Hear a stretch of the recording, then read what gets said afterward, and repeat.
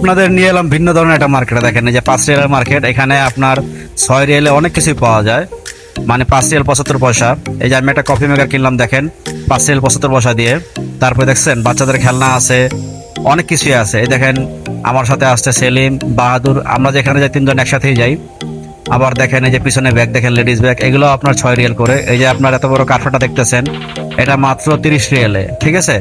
আর তারপর আপনার এই যে দেখেন কত সুন্দর সুন্দর জায়নামাজ আছে, কার্পেট আছে, এই যে আছে কম্পিউটার টেবিল, তারপর আপনার আছে দেখেন এই যে লাইট আছে, আরো আরো অনেক কিছু আছে, ব্যাগ আছে।